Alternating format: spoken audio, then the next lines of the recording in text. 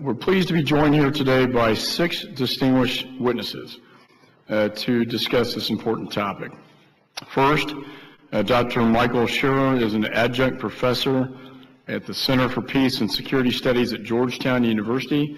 Dr. Scheuer recently concluded a 22-year career with the CIA, where there Dr. Scheuer held multiple positions, including senior advisor for the Osama bin Laden Department.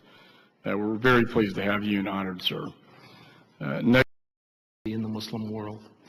And I would certainly, if I was in charge, change many of the policies we have. But it's more important that we in this country become adults. Nothing a person does in his life doesn't have a counter reaction. Does our foreign policy cause this war? Not a chance. The people who attacked us caused this war. Does our foreign policy motivate these people? Absolutely.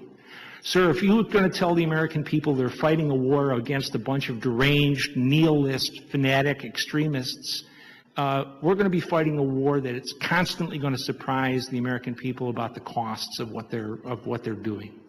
If we come to a place where we can have a discussion that says supporting Israel is essential to the U.S. security, supporting Saudi Arabia is important, vital to U.S. security, having U.S. troops in Muslim countries is vital to U.S. security, fine. But also tell the American people that costs come with that. Right now, we've spent 17 years in this war, and the American people still think we're fighting a bunch of long-haired, bearded, goat-eating madmen.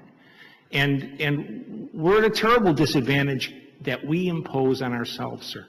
And I would finish too long a statement by simply saying that we must stop the idiocy of democracy spreading. If you want to fight forever, keep trying to impose women's rights, secularism, the paganism of American culture, contemporary culture, on a religious civilization, sir. Yeah, and I'll take to make a comment.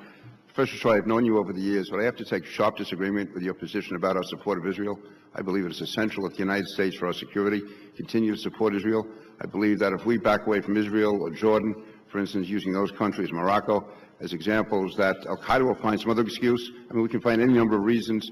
I can tell you during the 1990s, from after Iraq, but between 1995 and 2001, the only time the Americans used force overseas was to defend Muslims against Christians in Bosnia and in Kosovo.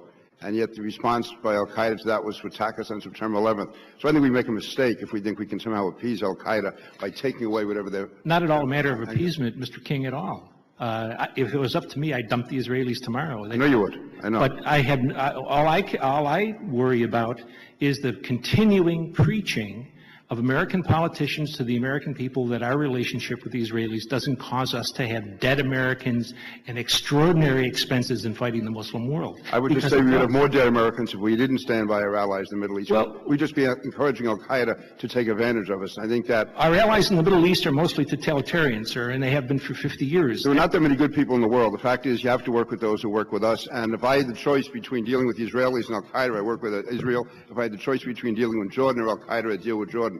And the fact is that you can find any number of excuses why Al-Qaeda is going to come after us. No, sir, you can't. Yes, I think you can. No, you can't, sir. Osama bin Laden would have been a terrific American politician because he stays on message. There's only one message that comes out of Al-Qaeda, and it's... That's the message they're using now. If it's not, there'll be some... If we pull out of Israel... If we you have to depend... No, let me say, if we stop supporting Israel, then the message would be... America was cowardly, America was backed away, they're not going to stand by their allies. It can always... It's the flip side of everything, and I would rather stand with positive elements like Israel and back down. I'm a bear of little brains, sir, but you got to go with what you go with at the moment.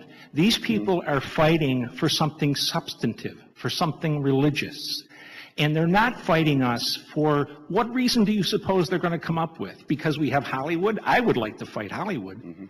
But, I mean, they're not going to fight us because we have women in the workplace. That's an insanity. What they're fighting us about is what we do. And we don't have to stop what we're doing, sir. But we have to realize the cost. And I think it'd be worse if we stop what we're doing, and that's my point. Well, that's fine. Tell the American people that. There's also a cost of what you're asking for, and I think that cost will be a lot greater.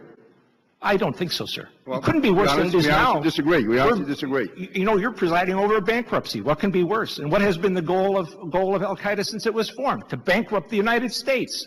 Who's winning today, sir? We're done like dinner. We're winning and we'll continue to win unless we take the advice of people like Sir, you. you are exactly wrong. Well, we are losing. Two U.S. field armies were defeated by men in the field with weapons from the Korean War. The fact is we have not been successfully attacked since September 11th. The fact is, sir, we had 2 military defeats overseas. The fact is we have not been successfully attacked. We have not been successfully attacked since September 11th. Sir, that's a goofy argument. Like you. That is a goofy argument, sir. I hate to gavel down the... Well, I'm sure you're an expert on goofiness, so I yield back. I appreciate the gentleman's spirited debate. Again, I want to come back to understand some of the things you said. Before I do that, I just want to mention this quickly. I find your position on our alliance with Israel as very troubling. It won't surprise you to tell you that I disagree with you.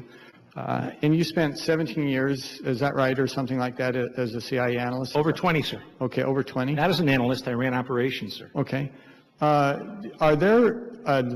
Would you say there's a large number of CIA analysts or employees who agree with your position?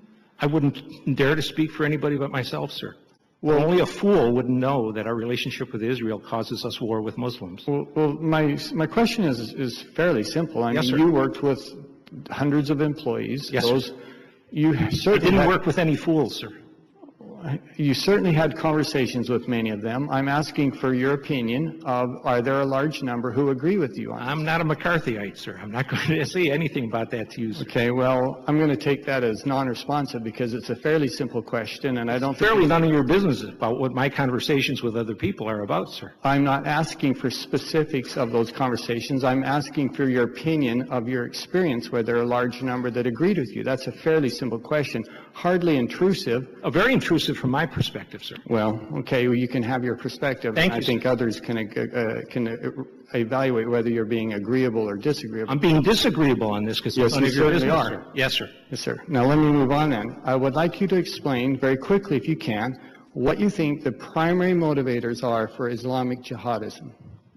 First, our support for the Israelis. Okay, that's your Second, number. That's your. No, there are 6. Okay, put them in order if you could. Our support for tyranny for over 50 years in the Muslim world. Okay. As a trigger, our presence on the Arab Peninsula. Third, I would put the Israelis rising. Fourth, our ability for a long time to get oil at prices that were very much below the market level. Fifth, our presence, military presence in other countries in the Muslim world. And sixth, our abiding willingness to identify as terrorist any Muslim population that one of our allies dislikes, whether it's the Russians or the Chinese. Okay, those 6 things, sir. I appreciate that. And let me say, and then I'm going to move on to other witnesses. I was an Air Force officer for 14 years. I have spent significant time with many people from that region, and it is astounding to me that you don't put in the top 6 what I know to be true. And that is they are motivated, many of them are motivated by their absolute hatred of the United States and what we represent, whether it's freedom, whether it's democracy, whether it's women's rights. There are many of them who are absolutely motivated by that. I know that. I have talked with them. They hate them, sir. And I can't imagine that you would not put that in some way. They're not going to die for that, sir. Oh, they absolutely have. They have not, sir. Well, this war is not, it wouldn't have anything we have in this country. You are turning a blind eye to history for you to say that they won't bullshit, die. Sir. You don't need to call me professor either. You should call me Mike. The reality is no one has blown themselves up because this young lady Professor, is in you're absolutely wrong on that. I'm going to move on now. Well, no, you pulled this up. You said there's millions of people out there. Professor, you're absolutely wrong on that. I'm going to move on if we could. I wish you would move on. For the rest of you, I'd like to ask you this in the very brief time that we have. Looking at